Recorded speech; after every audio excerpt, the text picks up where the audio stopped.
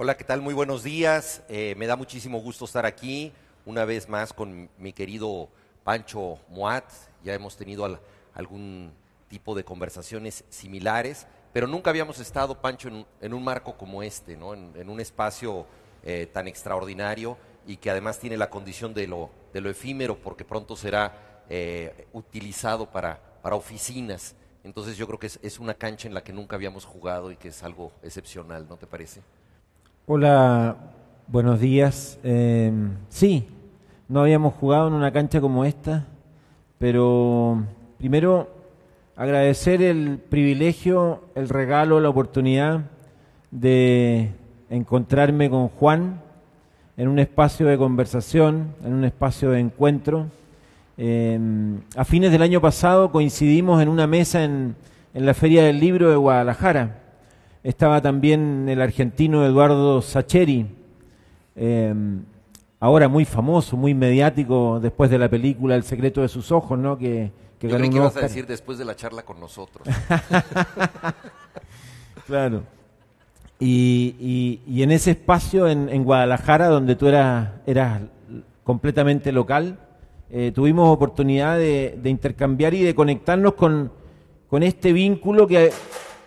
Uy, con este vínculo que algunos todavía podrían llegar a poner en duda, de un modo que uno no logra comprender, Juan. Es decir, ¿hay alguna materia que no sea susceptible de convertirse en literatura? Eh, Más de alguien insinuó alguna vez que el fútbol no merecía esa posibilidad, esa oportunidad. ¿Hay alguna actividad que tenga que ver con el alma humana que no pueda convertirse en literatura, que no pueda ser traducida a un lenguaje, que no pueda ser expresión artística? Yo pienso que no. Yo pienso que cualquier materia, y en eso el fútbol por supuesto también, como una actividad cada vez además más compleja y relevante desde todos los puntos de vista, admite también, ¿no es cierto?, una mirada desde la escritura, desde la literatura, desde el arte. Así que eso, agradecer a Puerto de Ideas por el privilegio, por el regalo, que aunque nos veamos poco, aunque a veces sea una vez al año, a veces sea una vez cada 3 años, poder compartir con Juan, autor, por ejemplo, de un libro entrañable, del cual me acabo de llevar el último ejemplar, Dios es redondo, un libro que publicó Anagrama, que publicó Planeta en una edición, hay que decirlo, más fea. Sí.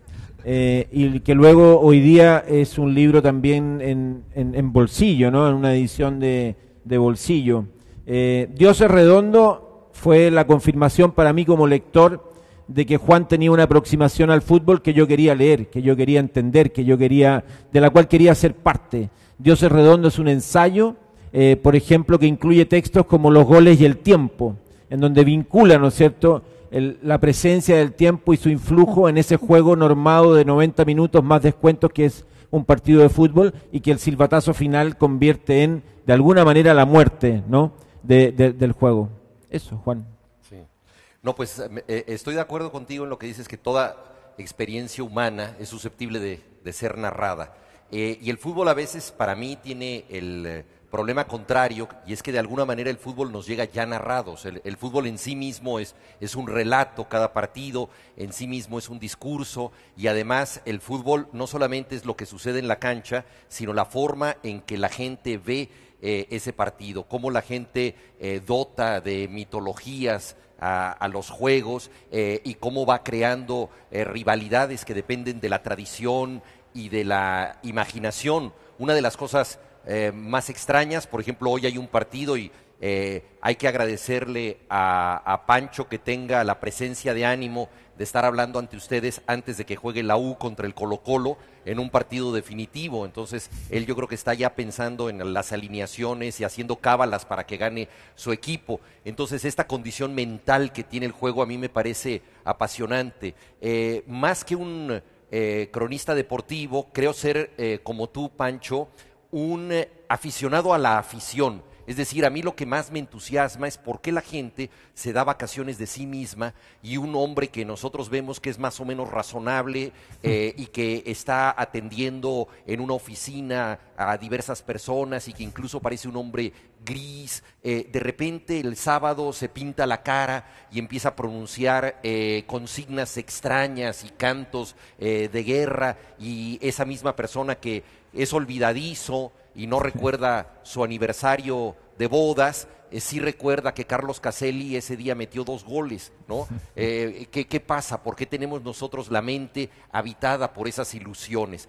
Y creo que para conocer una época no hay nada mejor que entender cómo se entretiene la gente en esa época. Si queremos descifrar cómo era la vida en el mundo maya, por ejemplo, debemos saber qué significaba el juego de pelota, qué ilusiones, qué supersticiones, qué esoterismos cristalizaban en este juego que para los mayas era el resumen del mundo, una dualidad entre el día y la noche, la vida y la muerte, etcétera. Si queremos conocer el Imperio Romano, lo mismo, tenemos que saber cuál era la estructura de los juegos que se hacían en el Coliseo y qué significaba un pulgar hacia abajo por parte del emperador y quiénes eran los que desafiaban la vida ahí.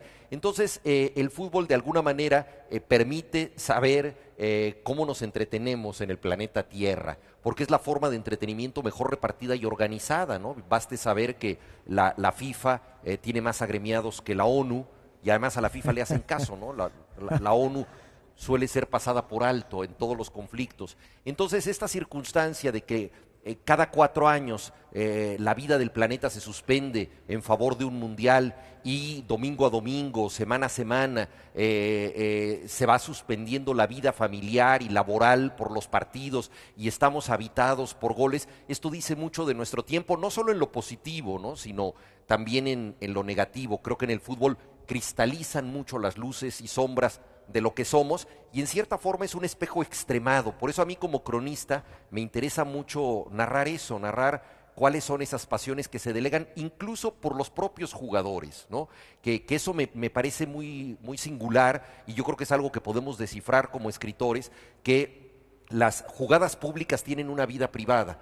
Una de las cosas que más me entusiasmó del primer libro que leí de Pancho, Cosas de Fútbol, es que, por ejemplo, dedica un capítulo a una situación que aparentemente no es deportiva, que es el festejo de los goles. Es decir, esta situación en que un jugador incluso se personaliza, se singulariza por volar como una avioneta, ¿no?, al estilo de Careca, o lanza una maroma como Hugo Sánchez, y hay una felicidad post-anotadora que dice mucho de los futbolistas y de lo que somos. Hay equipos, por ejemplo, que van a celebrar con las gradas, integrándose a la multitud. Hay otros que se reúnen todos en el centro del campo, tratando de demostrar que tienen una identidad de grupo muy fuerte. Hay otros que se van a celebrar con la banca, ¿no?, para darles una oportunidad de festejo a los que no juegan o han estado demasiado tiempo al margen del partido. Entonces, celebrar un gol es de alguna manera participar en el juego, y eso ya no es deportivo, eso tiene que ver con un estado de éxtasis peculiar. Una de las cosas que más me sorprendió, Pancho, al entrar a los vestidores del Estadio Azteca, fue encontrar un letrero que decía: absténgase de hacer expresiones exageradas de felicidad al meter un gol. Que claro, la felicidad es un concepto bastante relativo, ¿no? Entonces, ¿qué es exagerado para expresar la felicidad y qué no? Entonces ahora te amonestan por quitarte la camiseta, ¿no? Entonces hay que guardar cierta compostura, pero en el fondo esto se va perdiendo. Entonces, a mí una cosa que me entusiasmó, Pancho, es esa dimensión, por ejemplo, que tú le diste al festejo, porque eso nos está hablando de que, a fin de cuentas, el jugador también es un aficionado. Es decir, el jugador está celebrando el juego y es quizá el primer hincha de su equipo. El tema de la celebración de los goles me mantuvo y me mantiene aún obsesionado. Es decir, intento ir registrando en la medida en que voy a la cancha, ¿no? A lo mejor un nuevo modo de celebrar ese tanto y sumarlo a esos ya 60 modos de celebrar un gol que forman parte de uno de los capítulos de Nuevas Cosas del Fútbol. Cuando publiqué este libro la primera vez, en el 89, creo que eran algo así como 16 o 17 formas de celebrar un gol las que estaban allí registradas. Cuando publiqué Nuevas Cosas del Fútbol, el 2002, con Ediciones B, ya esa cantidad había sumado algo así como 57 modos de celebrar un gol. Y recuerdo una que la comentamos por correo electrónico, que es la forma de celebración perruna, que se la voy a leer sintéticamente. Dice: modo harto patético de celebrar un gol, suponemos que puesto en práctica como una desesperada manera de llamar la atención del público y las cámaras. El primero en ejecutarlo fue el nigeriano Amokachi en el Mundial de Estados Unidos. Después de anotar el 2-0 frente a Grecia, este moreno se puso a gatear en el pasto, sacó la lengua y levantó su pierna derecha, tal como un perro en proceso de micción. Su performance dio más pena que risa. Tiempo después, Amokachi fue imitado por el delantero mexicano Cuauhtémoc Blanco, jugador que según Juan Villoro no parece un atleta, pues no tiene cuello y camina como pato. En esa ocasión, Cuauhtémoc le anotó un gol al portero Félix Fernández del Atlético Celaya, se arrodilló en la línea del arco y levantó una pata para fingir que orinaba como un perro, provocándole un gran disgusto a la dirigencia de su club, el América, que le prohibió a Blanco seguir practicándola. Sí. La celebración porcina, la acuática, la torera, la cocainómana, la equina, la banderillera, la fálica, la besucona, la degenerada. Esta es una cosa, la celebración degenerada es una cosa muy, muy singular. No crean que esto es broma. La modalidad anterior, ensayada en su momento por Maradona y Canilla, una vez que se dieron un beso impresionante, es juego de niños, al lado de lo que se vio a estadio lleno en Sevilla en diciembre de 2001, después de que José Antonio Reyes anotara el 2-0 para el equipo local. Según narró en su momento un cronista deportivo del diario Las Últimas Noticias, los hechos se sucedieron de la siguiente manera. Reyes marcó el gol y corrió feliz a tirarse al pasto, quedando de espaldas sobre el césped. En ese momento llegaron varios de sus compañeros a abrazarlo en el suelo, entre ellos el español Francisco Gallardo. Y a alguno de los jugadores se le ocurrió decir ahí en caliente algo así como: este gol está para comerle la polla, gesto de rigor que Gallardo no tardó en simular sobre la zona en cuestión del goleador Reyes. Todo esto delante de sus compañeros, el árbitro y el público del estadio, que observó atónito el ademán vistoso y despreocupado del sevillano. Los canales de televisión españoles se dieron un festín esa noche, pasando hasta en cámara lenta el singular festejo. A Gallardo casi le aplican una multa por obscenidad, y el afectado por la prestación, José Antonio Reyes, le puso la lápida a su compañero de equipo cuando dijo que había sentido un pequeño pellizcamiento en sus partes íntimas, pero nada más. Es decir, uno puede seguir hasta el infinito, ¿no es cierto?, registrando modos de celebrar un gol, que es probablemente la única razón de verdad por la que uno finalmente va a la cancha a ver a su equipo y espera que eso se convierta en un gol siempre en el arco contrario. Y luego son interesantes, Pancho, las explicaciones posteriores, ¿no? Porque en lo que tú comentabas ahora se repite la escena en cámara lenta, se ve obsesivamente lo que ocurrió y todo está ante los ojos de la aldea global. Y sin embargo luego los futbolistas dan explicaciones mitológicas de por qué hicieron lo que hicieron y por qué reaccionaron de esa manera. Hay una famosa celebración de Hugo Sánchez también tocándose el pene de manera afrentosa ante los rivales, ¿no? Como diciendo, esto ha sido el hecho de un macho que consuma, ¿verdad? Un orgasmo ante todos ustedes. Entonces esta celebración tan afrentosa fue calificada como obscenidad y iban a multar a Hugo Sánchez en España. Él fue a los tribunales y llegó ahí con una explicación que nadie había previsto y que es que existe en la condición humana algo que se llama aparcamiento accidental del pene, ¿no? Claro, ¿no? Aparcamiento del miembro, dijo. Aparcamiento del miembro. En ciertos momentos de prurito y comezón que curiosamente ocurrieron después del gol y llevaba un certificado médico. Claro, exacto. ¿no? Sí. Exacto. Y además en un partido contra el Barcelona. Desde luego, no. Del Real Madrid contra el Barcelona. Es decir, sí, nadie podía si no, creer el pene no hubiera sido tomado en cuenta. Exactamente. Y de hecho hubo toda una jurisprudencia que se sentó a partir del delito, ¿no? De aparcarse el miembro, que en este caso sentó Hugo Sánchez. ¿Sí? Bueno, pero ya mencionamos dos celebraciones guarras del fútbol mexicano, hombre. Cuauhtémoc Blanco había celebrado, también fue una venganza, porque él celebraba imitando la estatua de Cuauhtémoc, que es el último emperador azteca. Entonces se ponía en la misma postura que tiene el emperador azteca en Paseo de la Reforma, y entonces le dijeron que él no podía imitar un símbolo patrio. Entonces imitó un perro que orina y tampoco pudo. Oye, a propósito de celebraciones, que en realidad es un tema esencial, fundamental. Llevo años trabajando en un libro, tentativamente debiera llamarse El gol más largo del mundo, y es justamente la celebración eterna, la celebración infinita de un gol que anotó el rosarino Aldo Pedro Poy, jugando por Rosario Central frente a su clásico rival Newell's Old Boys, y que fue la antesala de la obtención del primer título de Rosario Central el año 71. Primera vez que Central salía campeón del fútbol argentino.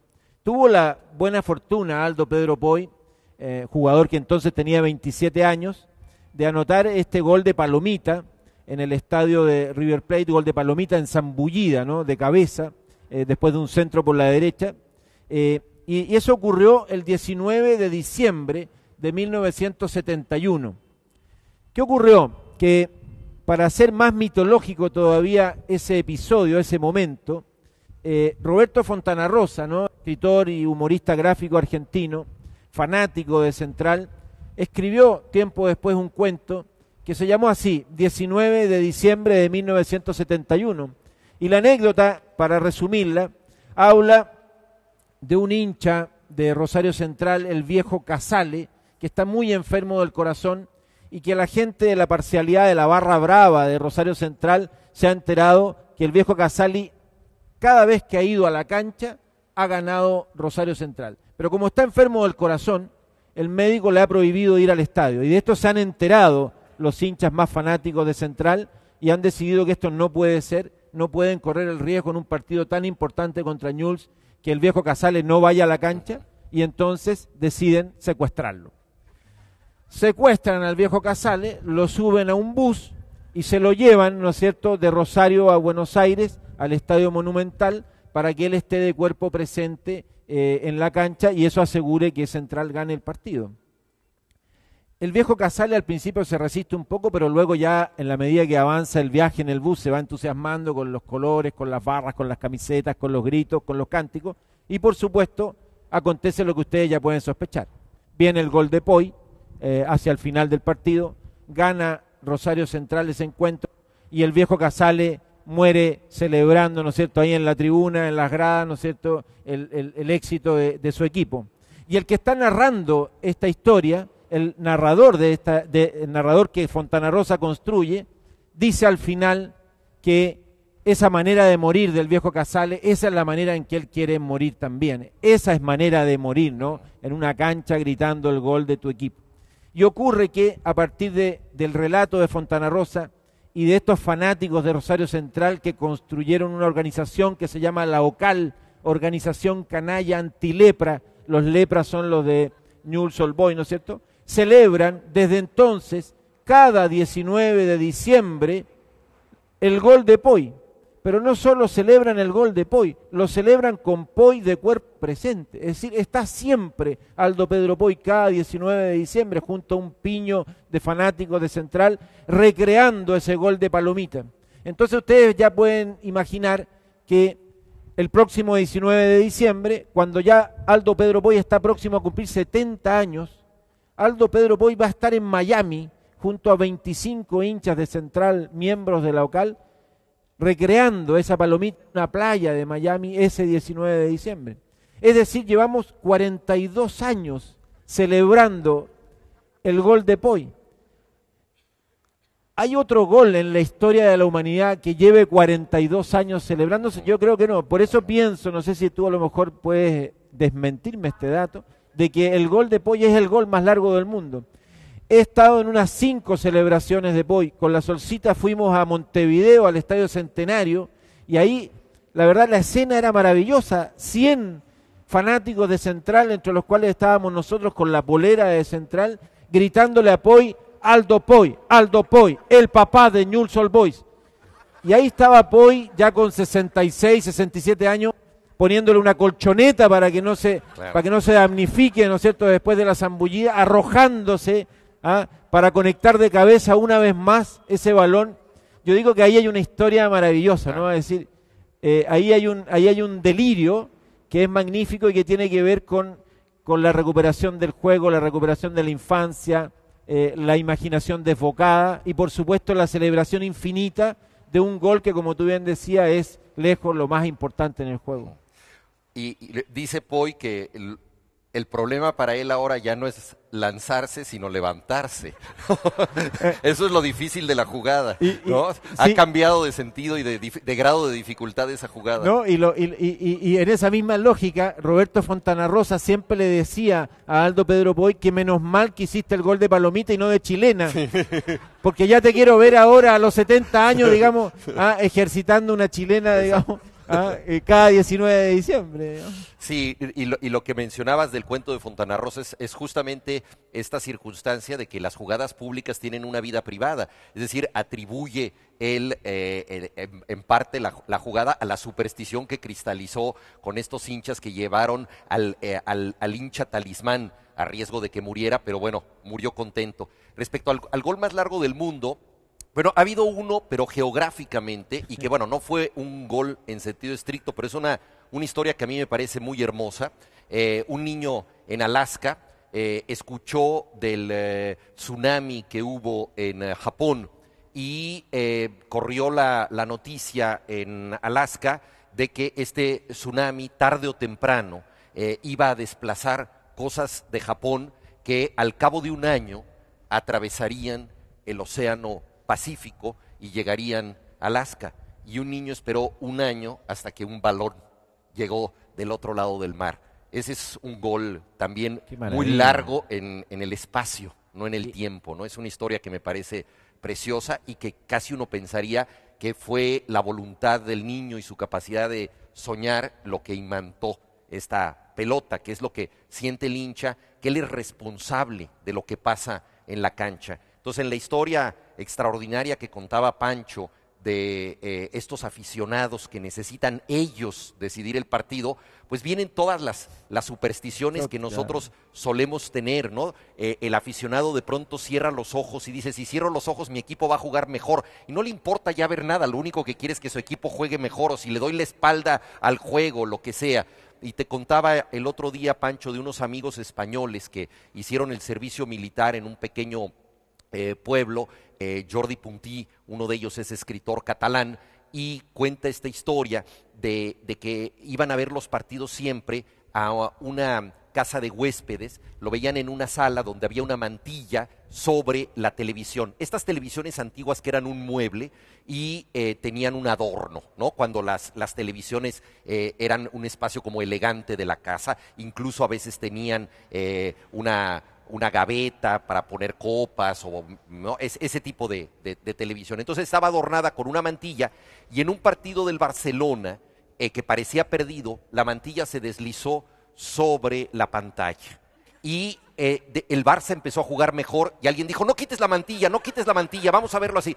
Entonces vieron todo el partido filtrado por la mantilla, y el Barça dio una voltereta y ganó, y llegó a la final de la Copa UEFA. Y entonces ellos consiguieron milagrosamente entradas para ir a la final de la Copa UEFA, y decidieron, lógicamente, llevar la mantilla. Entonces fueron y vieron todo el partido a través de la mantilla. Y, sorpresa de sorpresas, el Barça perdió. Entonces, ¿significa esto que la mantilla no era milagrosa? Claro que no. Resolvieron también, lógicamente, que la mantilla solo le ayudaba al Barça en la televisión. Entonces, así es la vida del aficionado. Nadie puede derrotar sus supersticiones. Además, es muy importante en esta misma lógica, ¿no? Delirante de las cábalas y las supersticiones, el momento en que uno está cuando sucede el gol. Esto ha llevado, por supuesto, a muchas abuelas, tías, digamos, de la familia cuando están viendo partidos por televisión y que ocurre el gol de tu equipo en el momento en que ellas estaban en la cocina preparando la comida, a que permanezcan, ¿no es cierto?, siempre en ese espacio que les está reservado, haciendo el mismo guiso, un haciendo guiso eterno, el mismo sándwich, el mismo plato, digamos, una y otra vez, independientemente de lo que finalmente resulte. Ahora, yo te quería hacer una pregunta sobre el grado de pasión de los argentinos, porque mencionabas esto de que solamente en Rosario se ha repetido esta jugada, pero realmente el nivel de pasión que uno encuentra en Argentina es impresionante, ¿no? Yo estaba en una ocasión en el estadio de River y por el acento me reconoció un hincha argentino y me dijo, ¿vos sos mexicano? Sí. Oye, dice, me han dicho que en México el equivalente a un hincha de River se puede sentar en el estadio al lado del equivalente a un hincha de Boca, dice, y no se matan. Y yo le dije, no, mira, nosotros somos, la verdad, bastante pacíficos, van los niños, y yo pensé que estaba haciendo, pues, un elogio de la afición mexicana, y somos muy tranquilos, y sí, alguien del América puede estar al lado de alguien del Guadalajara, y él se me quedó viendo y me dijo, oh, dice, pero qué degenerados. Le pareció el colmo. Y en otra ocasión, hablando con un taxista, yo iba a otro clásico argentino y para presumir y para hacer conversación, le dije, es que estoy yendo al partido, ahora voy a la Bombonera de Boca, voy a ver un Boca River. Y entonces el taxista me dijo, eso no es nada, dice. Yo soy de Rosario, dice, y nosotros nos odiamos más. Me lo dijo con un orgullo enorme, ¿no? Y entonces cuando fui a Rosario, como Pancho, comparto pues una devoción por Fontana Rosa, y en una plática como esta me preguntaron que si yo tenía algún equipo del que era aficionado en Argentina, y entonces recordé desde luego toda la mitología de Fontana Rosa, estaba yo en Rosario, y dije que bueno, simpatizaba con Rosario Central, y además es el único equipo del mundo que yo sepa que tiene una obra de arte en la camiseta, que es un dibujo de Fontana Rosa, que es el canalla man, ¿no? El aficionado canalla. Entonces, mientras yo hablaba, la mitad de la gente se salía de la sala, porque eran de Newell's, y no solo se salieron, me esperaron afuera y me juzgaron. Y ahí me di cuenta que no tenía yo emociones suficientes ni odios suficientes para ser de ningún equipo argentino, ¿no? Los aficionados mexicanos somos más tranquilos, esto también lo hemos platicado Pancho y yo. Aquí en Chile, en Sudamérica, se dice soy de Boca, soy de la U, soy de Unión Española, soy de Colo-Colo. En México nosotros decimos le voy al Necaxa, o sea, uno le va al Necaxa y es un poco más prudente, ¿no? Como el destino de tu equipo puede ser el abismo, ¿no? Que el equipo vaya adelante, ¿no? Claro. No involucrarse. Lo sigues, pero bueno, hasta cierto lugar, ¿no? Sí. Muy mexicana esa manera, ¿no? De conectarse, sí, ¿no? Porque el ser te involucra de un modo peligroso. Sí. Nosotros ahora en el sello que tenemos hace unos 3 años en Lolita Editore, creamos una colección de libros de fútbol, desde la militancia, ¿no? Bautizamos esta colección como la colección Amor a la Camiseta y decidimos inaugurarla con un título, El Soy de la Unión, que apareció en agosto de este año, reconociendo el hecho de que la Unión, ¿no es cierto?, había sido el último campeón. Luego en septiembre sacamos Soy de la U, que lo escribí yo, y ahora a fines de octubre Soy del Colo. Cuando presentamos Soy del Colo en la última feria del libro de la Estación Mapocho, libro de Esteban Abarzúa, muy bonito, por supuesto el auditorio, la Sala de las Artes ahí en la feria, un recinto grande, estaba ocupado completamente de plumíferos, digámoslo derechamente, es decir, de hinchas de Colo Colo. Y yo tuve que acompañar a los presentadores, a Barzúa, Marcelo Bartichotto, el dramaturgo Luis Barrales, Leonel Chuflín Guerrera, viejo crack de Colo Colo, apodado con merecimientos, Zapatitos con Sangre. Ustedes ya pueden imaginarse cómo jugaba Leonel Herrera y cuál era su jugada predilecta.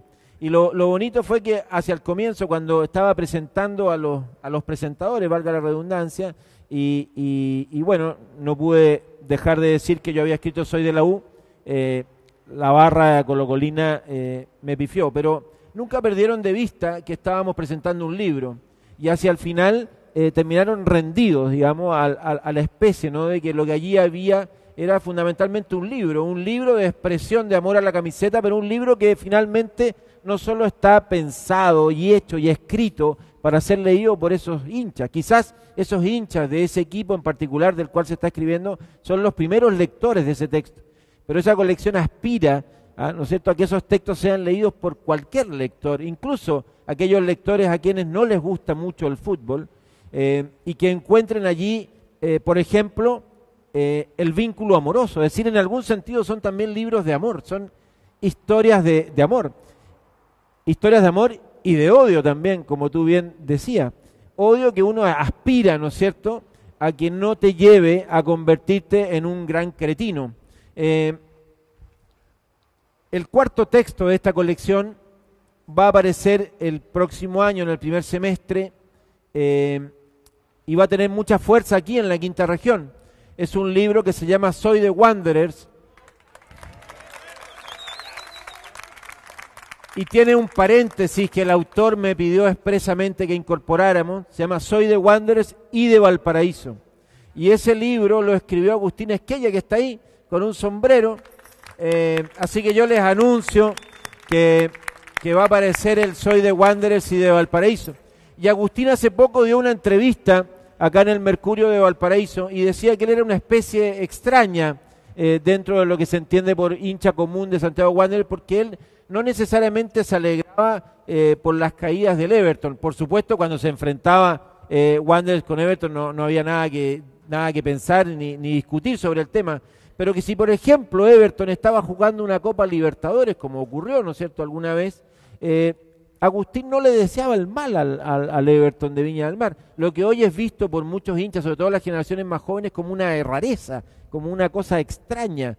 Bueno, Agustín en eso se desmarca, ¿no?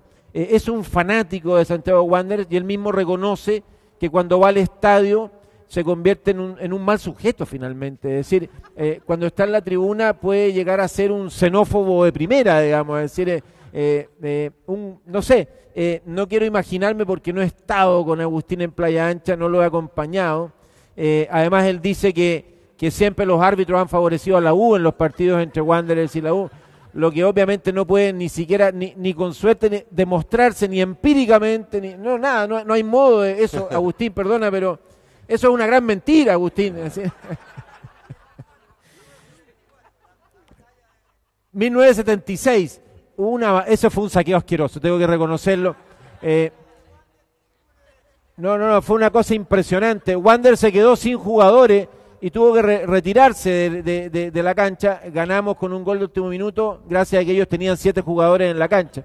Es cierto, fue un saqueo ominoso. Y fíjate que ese partido recuerda lo que puede transformar el fútbol a las personas.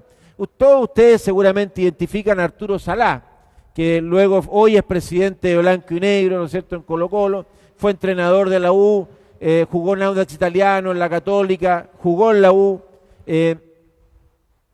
y resulta que Arturo Salá en ese partido de Playa Ancha jugaba por la U, y hay imágenes de televisión que lo muestran pegando unas patadas de karateca, pero impresionantes, es decir, a la altura de la medalla, digamos. Lo que Carlos Contreras, defensa central de la selección del Mundial de 62, decía operación de vesícula, es decir, un término muy del fútbol, ¿no? Cuando tú operas de vesícula a un rival es que le pegas una patada más arriba de la vesícula incluso, es decir, a la altura de la medallita. Bueno, Salá, nadie podría creer que hoy el presidente blanco y negro se comportaba de esa manera en la cancha, y cuando tú le comentas eso, él intenta borrar esa parte de la historia, Juan. Eso es la pasión, eso es el amor a la camiseta. Vamos a hacer un libro de Soy de la Católica también. Creo que van a ser campeones este año, lamentablemente. Pero creo, a lo mejor si lo digo los mufo. Y eso es la razón por la cual estoy diciendo que van a ser campeones. Para que eso no ocurra, digamos. Y finalmente, el 6º título de esa colección es un título que está trabajando un poeta y filósofo muy bueno que se llama Cristóbal Joanón, que se llama No soy de ningún equipo, que es justamente, ¿no es cierto?, un libro no desde el odio al fútbol, no, sino fundamentalmente desde la distancia de alguien que ha ido 2 veces al estadio en su vida arrastrado por otra persona, que no tiene ninguna sintonía especial y que sin embargo, en la medida que se ha ido involucrando, ha ido encontrando materiales en este juego, en esta actividad, que finalmente van a animar ese ensayo suyo que se llama No soy de ningún equipo. Y luego estamos pensando en ir agregando otros clubes y en ese ejercicio es que queremos hacer una colección internacional del Soy de, y Juan Villoro todavía no nos confirma, pero yo quiero, Juan, que te comprometas públicamente. Públicamente. Él tiene que escribir Soy del Necaxa, o le voy al Necaxa, digamos, o le voy al Necaxa, entre otras cosas porque ese es un equipo muy singular, un equipo que desapareció, hubo un tiempo en que dejó de existir, luego se cambió de ciudad. Entonces es un equipo por el que nadie en su sano juicio hincharía en México, y estos están así que en la serie de El Chavo del Ocho, Don Ramón, para decir que él no se mete en temas peliagudos del fútbol y de militancia, dice yo le voy al Necaxa, como diciendo en realidad yo le voy a un equipo al que no le va a nadie, así que a mí no me metan en problemas.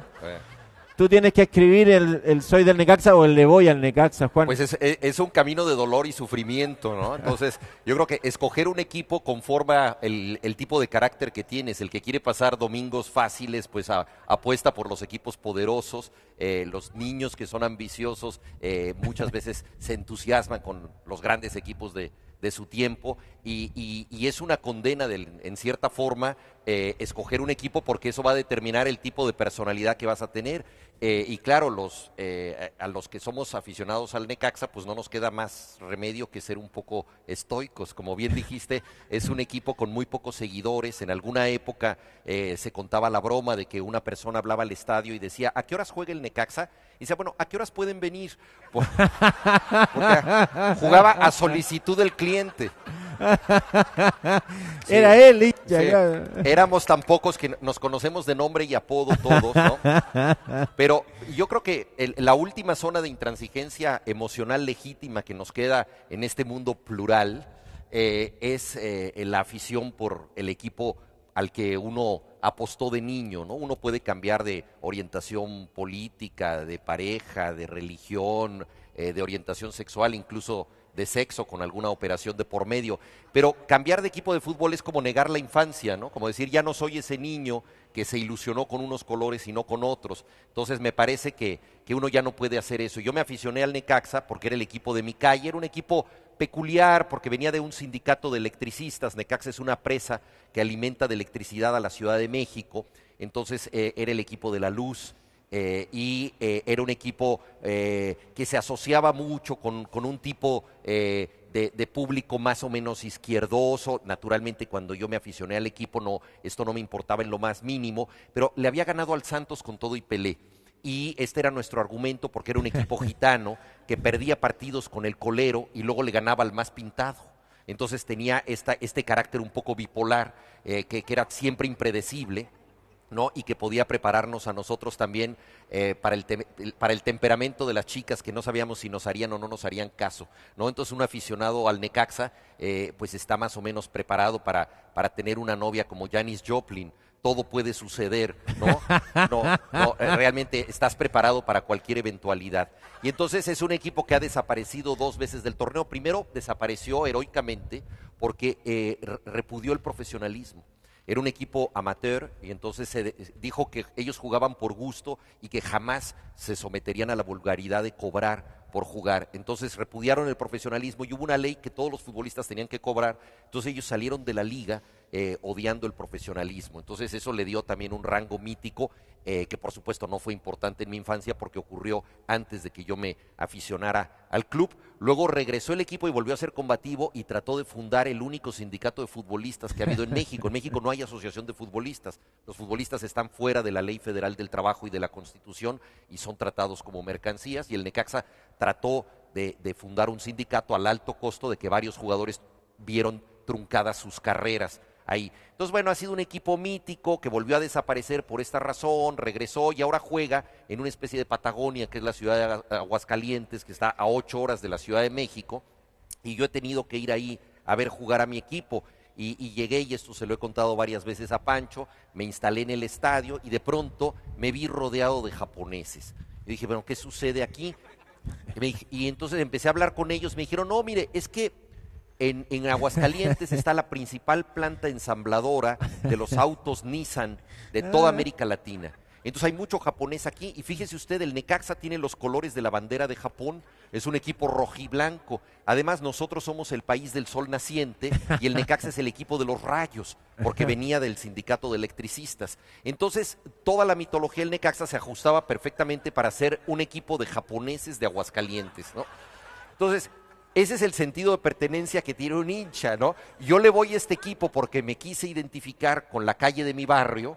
Y hoy en día este equipo, el de la calle de mi barrio, el de mi identidad personal, está jugando de este modo para satisfacer a los japoneses, ¿no? Bueno, escuchar a Juan y su relato de sus vínculos con el Necaxa y de qué es el Necaxa confirma, ¿no es cierto?, la idea de que ese libro tiene que existir. Es decir, soy del Necaxa, es una gran historia porque es una historia que pocos equipos del mundo pueden contar de esa manera. Bueno, ya ves, al principio de Ana Karenina Tolstoy dice, las familias felices no tienen historia, ¿no? Dice, en cambio basta que una familia sufra para que surja una historia peculiar, porque cada familia surge a su propia manera, y la nuestra es una familia disfuncional y sufrida, la del Necaxa. Fíjate que el otro día estaba leyendo este intercambio de correos electrónicos entre Paul Auster y Coetze, el aquí y ahora, ¿no? Un libro muy bonito de intercambio, ¿no es cierto?, de cartas entre el 2008 y el 2011, entre estos dos magníficos escritores. Y en algunos fragmentos del libro hablan sobre el deporte, es decir, hablan sobre el gusto de Paul Auster por el béisbol, la poca vinculación que en particular tienen estos dos autores con el fútbol, y en su condición, ¿no es cierto?, de sudafricano, algunos de estos intercambios ocurren durante el Mundial de Sudáfrica, entonces ambos van viendo partidos del Mundial de Sudáfrica por televisión. Y hay una parte en donde Coetze le dice a Auster, en el deporte hay ganadores y hay perdedores, lo que nadie se molesta en decir, ¿acaso es demasiado obvio? Es que hay muchos más perdedores que ganadores.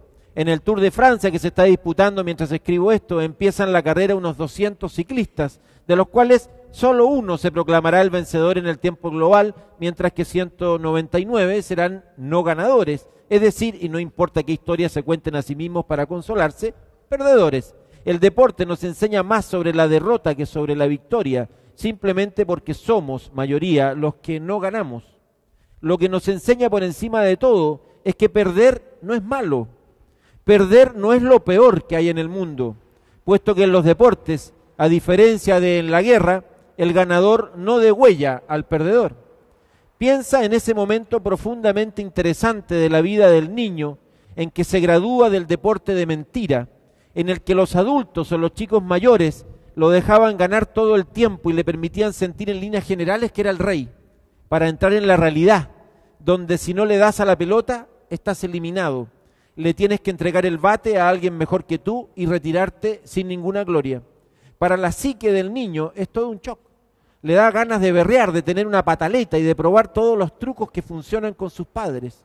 Quiere someter la realidad a su ego, pero eso no lo lleva a ninguna parte. Deja de lloriquear, chaval, pero también deja de lloriquear, chaval, ya tendrás otra oportunidad.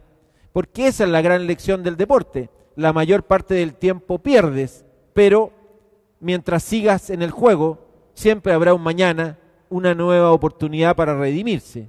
Esa vieja idea, ¿no es cierto?, que es maravillosa, es completamente universal y se entrecruza, ¿no es cierto?, y se conecta de un modo maravilloso con la vida, ¿no? Es decir, eso de no entender que la derrota es parte constitutiva de nuestra historia, de nuestra condición, es restarnos, es negarnos, no solo una magnífica evidencia, es restarnos a una posibilidad de encontrar en esa zona donde sabes que vas a perder un destello. A lo mejor un gol o el gol de tu equipo es, entre otras cosas, ese destello que estamos esperando.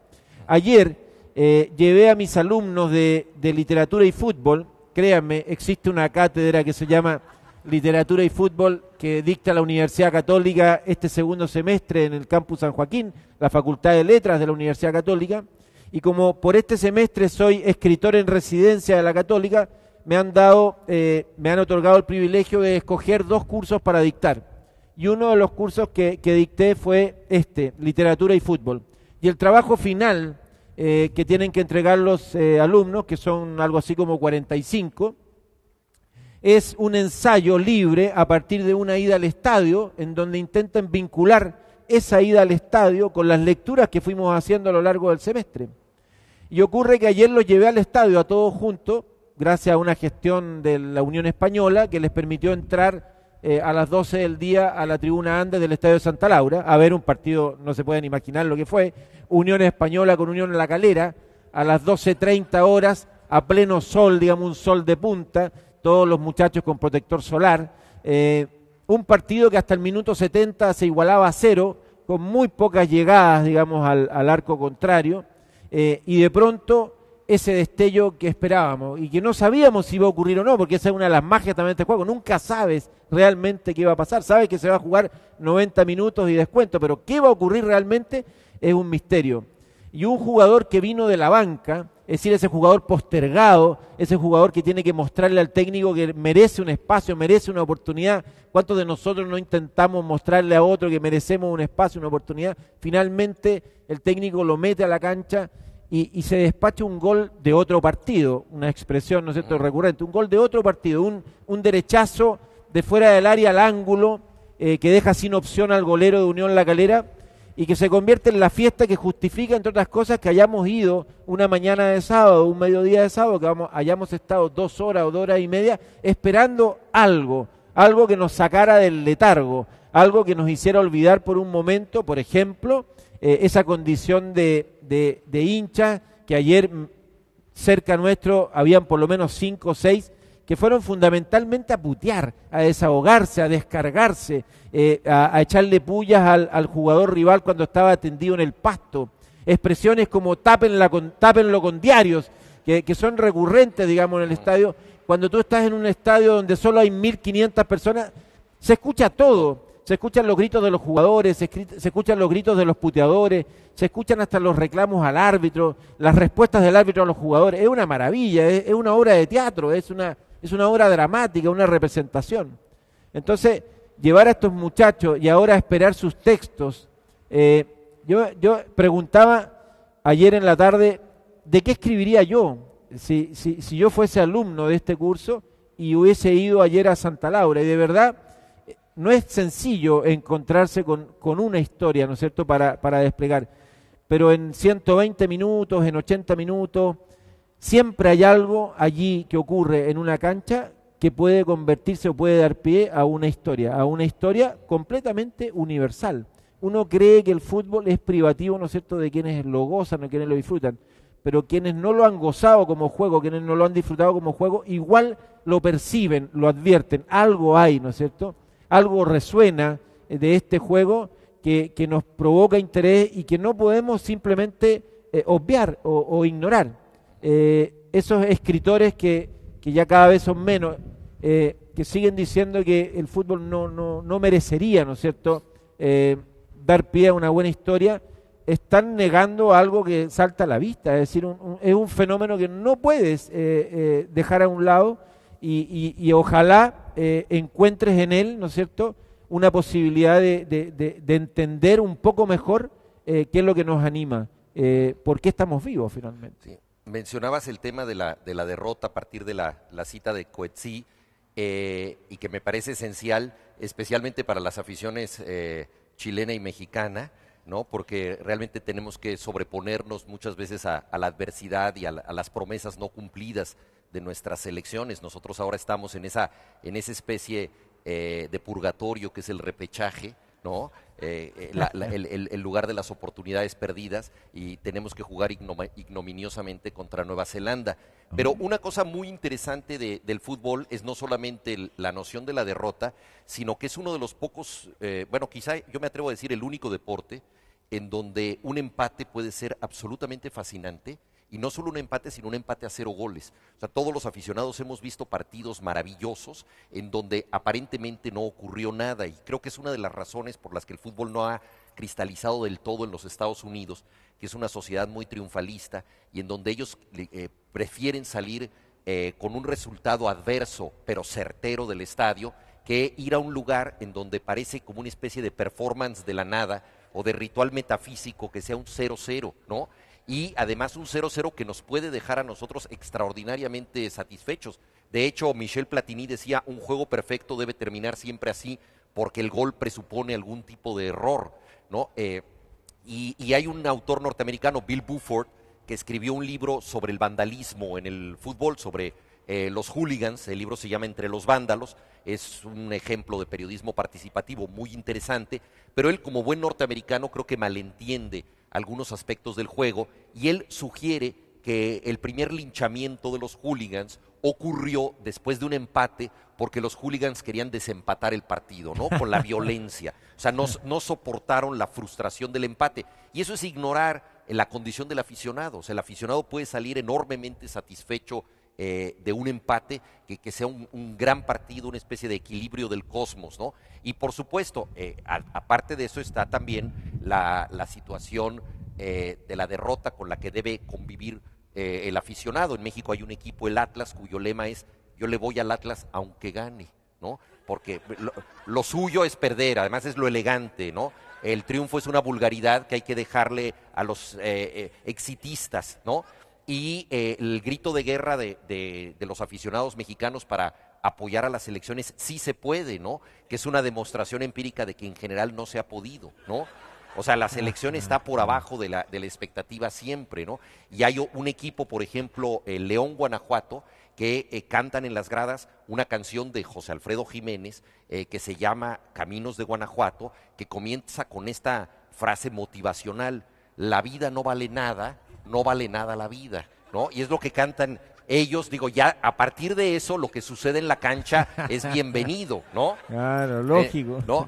Y entonces, y bueno, tu equipo ha tenido cantos muy melancólicos, ¿no? Yo los fui a ver jugar antes de que regresaran como gran equipo, y el cambio era de volveremos, volveremos, volveremos otra vez. Volveremos a ser grandes, grandes como fue el ballet. Pura nostalgia.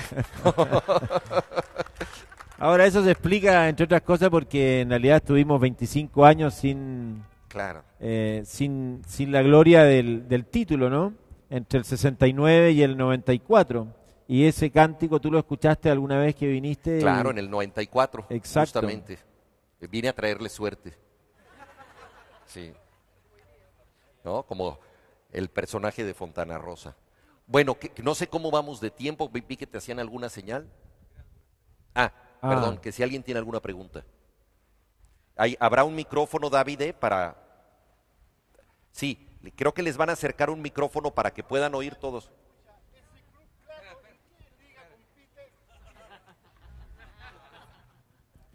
Mire, en realidad esto está mal aquí. Habría que borrar el claro y habría que dejar la 1 más. Lamentablemente, la publicidad en las camisetas hoy día ocupa un espacio, ¿no es cierto?, que solo se condice con el protagonismo que está teniendo el tema económico y el tema comercial en el fútbol rentado. Pero si uno pudiera obviar esa publicidad de una telefónica y solo conectarse por un momento con el color de la camiseta y con la insignia, con el escudo, probablemente se conectaría con lo que a uno personalmente más le interesa y le gusta de este juego.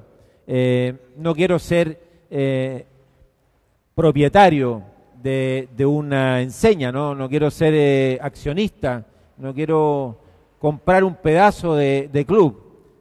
Quiero en realidad, ojalá, un destello de belleza detrás de esa historia, detrás de esa camiseta, detrás de ese color. Alguna vez lo consigues, la mayoría de las veces no lo obtienes. Es un deseo, es una ilusión. Por supuesto que me encantaría que no hubiese publicidad en las camisetas, pero yo no pienso en eso el día que me la pongo. Pienso en otra cosa, pienso en el color, pienso en el escudo, pienso en la insignia, pienso en la fantasía, ¿no?, de ese niño que el año 69 fue al Estadio Nacional acompañando a su padrino, vio un partido de fútbol de noche entre la Unión Española y la Universidad de Chile y vio cómo Rubén Marcos, jugador que había jugado en la selección de Chile del 66, anotó de zurda y de penal un gol que nunca hasta hoy he podido olvidar. ese pequeño recuerdo, ese episodio, probablemente me convirtió en el hincha del fútbol que soy y probablemente prefiguró en buena hora al escritor que, entre otras cosas, también escribe de fútbol.